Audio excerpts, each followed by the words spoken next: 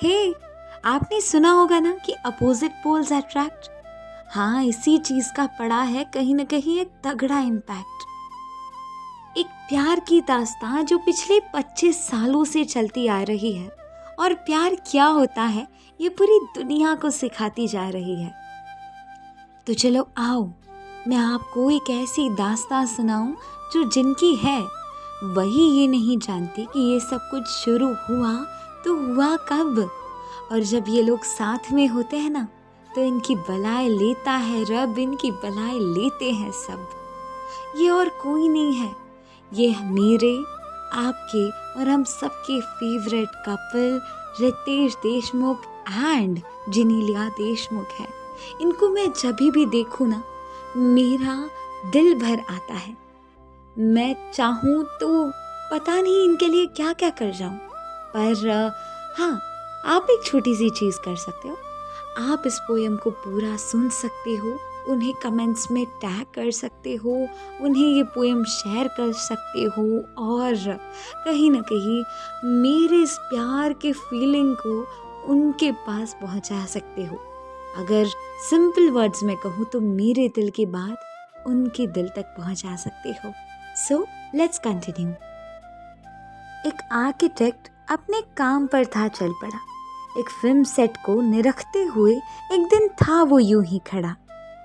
लोगों ने देखा उसे, सोच लिया कि एक्टर बनना चाहता है, पर वो कहाँ जानते थे कि सरकारी दुनिया में वो सीएम का बेटा कहलाता है।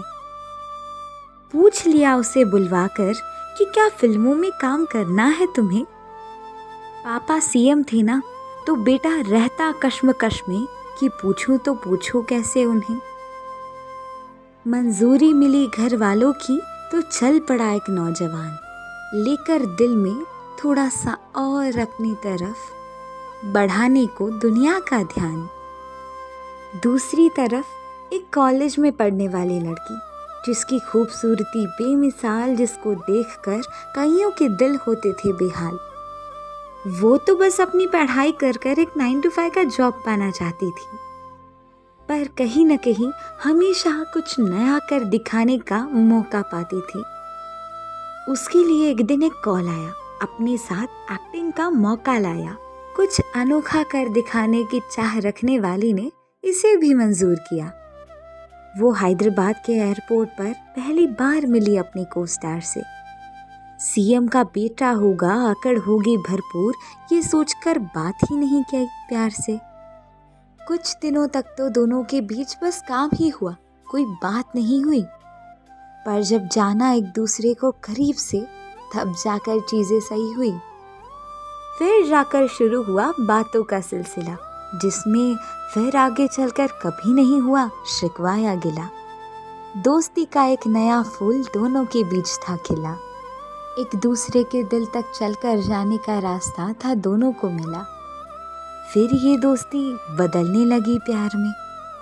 अगली बार कब कहाँ कैसे मिलेंगे, दोनों रहते इसी इंतजार में। तुझे मेरी कसम 3 जनवरी 2003 को हुई रिलीज। अब आगे क्या होगा ये सोचकर हो गया था दोनों का मन थोड़ा सा टीज। पहली ही मूवी में लोगों ने बरसाया जी भर कर प्यार। धीरे धीरे छपने लगे बॉलीवुड में आए 2 नए चेहरों के इश्तिहार। कौन कहाँ कब कैसे की बातें लोग जानने लगे। रितेश देशमुख और जेनेलिया डिसूजा के नाम से अब सारे इन्हें पहचानने लगे।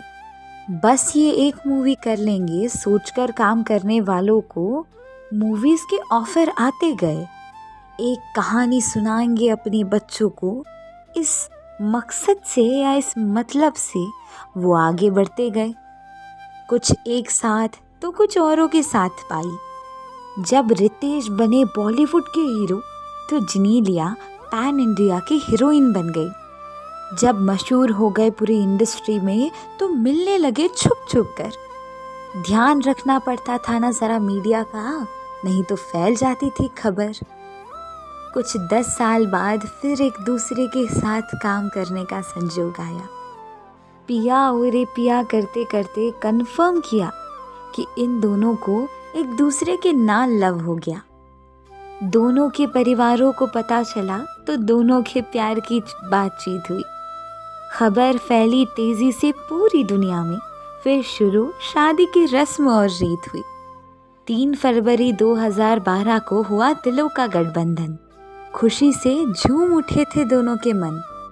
बॉलीवुड के सारे सितारों ने शामिल होकर दी ढेर सारी शुभकामनाएं।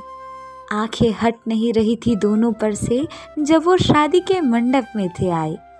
घर गृहस्थी के एक नए पहलू से हुए दोनों भी वाकिफ। धीरे धीरे जिनीलिया बनने लग गई रितेश के दिल की चीप। वक्त बीतता गया, रिश्तों की माला मजबूत होती गई। तभी एक खबर आई कि पापा की किडनी हो गई थी फेल। बेटे रितेश ने सोचा कि अपनी किडनी दे दूं। तब तक माला का वो मोती टूट चुका था, क्योंकि तब तक तबीयत और भी बिगड़ गई। निधन हो गया विलासराव जी का और फिर सबकी खुशियों को हो गई जेल।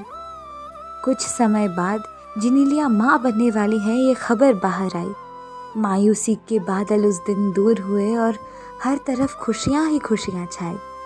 इन दोनों के जीवन में सेलिब्रेशंस ने अपना पैगाम लाया जब इन दोनों का बच्चा रियान इस दुनिया में आया। फिर newly married couple newly made parents का जोड़ा बन गया। रियान ने आकर इनकी जिंदगी में न जाने कितनी सितारों को फैलाया। फिर अब धीरे धीरे महसूस होने लगी थी रियान को किसी और की कमी। तो फिर अपनी बेटी के इस कमी को पूरा करने के लिए दोनों फिर एक बार बन गए पापा और मम्मी। फिर से फैमिली में हुई एक नए हीरो की एंट्री जब राहिल ने बनाया रियान को बड़ा भाई और उसके साथ खुली एक मस्ती की पैंट्री। खूब सारे लाड़ प्यार और संस्कार से दोनों बच्चों को भर दिया। आदर सत्कार, पढ़ाई लिखाई और खेल कूद में निपुण होकर दोनों ने अपने बाबा और अपनी आई का नाम और भी ज़्यादा रोशन कर दिया।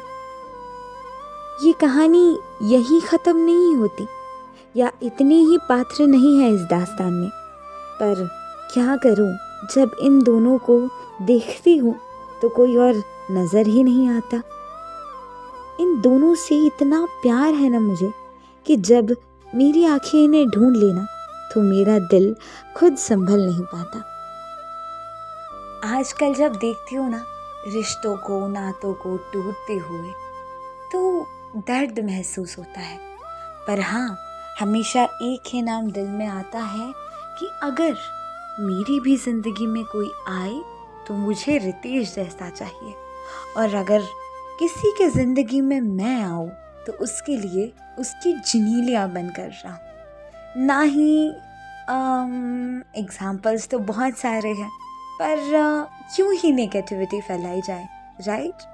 बस इतना ही कहना है कि बस प्यार बांटो, मुस्कुराओ, खुश रहो and yes, stay tuned with Karuna Mundra.